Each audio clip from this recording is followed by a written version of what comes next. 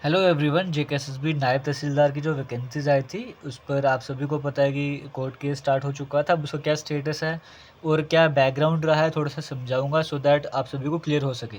अभी फ़िलहाल का अपडेट तो ये कि जो नेक्स्ट हियरिंग है वो 24 नवंबर को होने जा रही है। अभी लगभग एक महीने का टाइम है इसकी नेक्स्ट हियरिंग में। 24 नवंबर की मैं ये बात कर रहा हूँ। अभी देखो बैकग्राउंड कहाँ से स्टार्ट होता है। जो फिलिंग डेट आपको 14 जुलाई की आपको देखने को मिल रही है।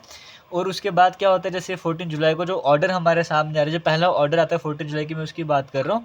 यहाँ पे पेशी कहानी आपको मैं समझा चुका था। फिर उसमें कहा गया था कि ये सारी बातें सुनने के बाद कोर्ट ने ये देखा कि जो प्रोविजंस थे 2009 वाले कि इसमें उर्दू मैंडेटरी होना चाहिए, फिलहाल ये डिस्क्रिमिनेटरी लग रहा है क्योंकि Jammu Kashmir official languages act पास हो चुका है।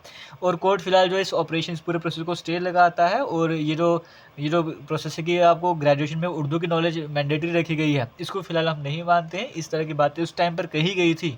और उसके बाद जेकेएसएसबी को कहा गया था कि अब जो भी एस्पिरेंट्स अप्लाई कर रहे हैं इसके लिए, उनके एप्लीकेशन फॉर्म को एक्सेप्ट कीजिए जो ग्रेजुएशन जिनके पास है। कोई भी जो 5 ऑफिशियल लैंग्वेज जम्मू कश्मीर की, उसमें से किसी की भी नॉलेज और ग्रेजुएशन है, आप इनके एप्लीकेशन फॉर्म को एक्सेप्ट कीजिए।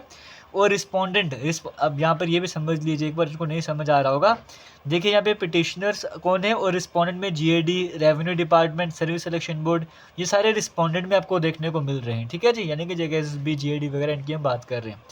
फिर यहाँ पे नोटिस इशू कर गए थे रिस्पोंडेंट्स को कि आप अपने फाइल जो भी रिप्लाई है 4 हफ्ते का टाइम आपको दिया जाता है। आज के ऑर्डर के बाद 13 अगस्त के बाद आपको टाइम दिया जा रहा है 4 हफ्ते का। और आप 13 अगस्त तक का जो है वो मतलब 14 जुलाई की ये हियरिंग थी और एक महीने का टाइम, मतलब नेक्स्ट हियरिंग अब एक महीने के बाद होगी 13 अगस्त को।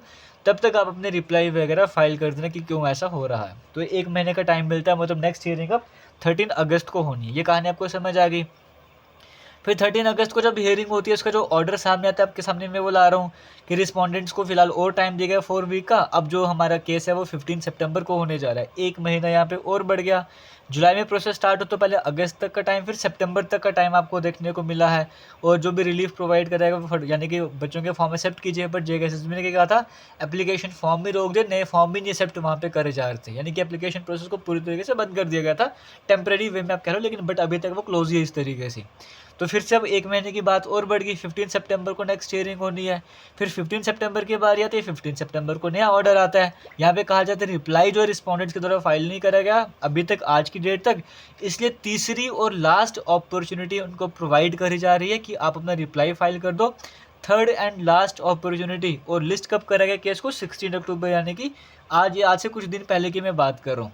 अब 16 अक्टूबर की बात करेंगे। 16 अक्टूबर को, आज से कुछ दिन पहले, मतलब लास्ट टाइम जो ऑर्डर आया ये वाला, 16 अक्टूबर को जब ऑर्डर आता है वो सामने क्या आता है, अब ये देख लीजिए।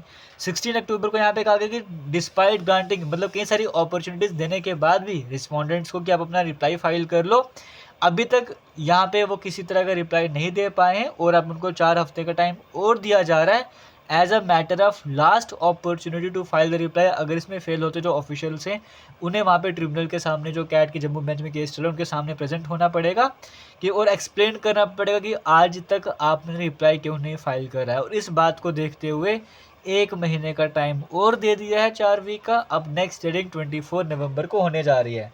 मतलब क्लियर कट आपको यहाँ पर समझ आ रहा है केस क्या है, कि केस यही है अभी तक कि रिप्लाई करने का टाइम दिया जा रहा था, अभी तक जीएडी जेकेएसएसबी की तरफ से रिप्लाई फाइल नहीं करा जा रहा है।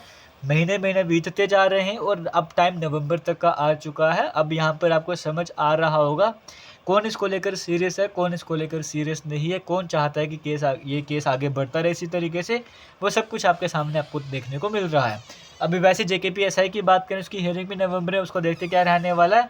बट फिलहाल ऐसा लगता नहीं है कि नायब तहसीलदार के ये जो केस वगैरह चल रहा है इसको लेकर कोई सीरियस भी इस टाइम पर बैठा हुआ है सामने। तो जो अपडेट से सारी बैकग्राउंड से शॉर्ट में आपको समझा दिया है।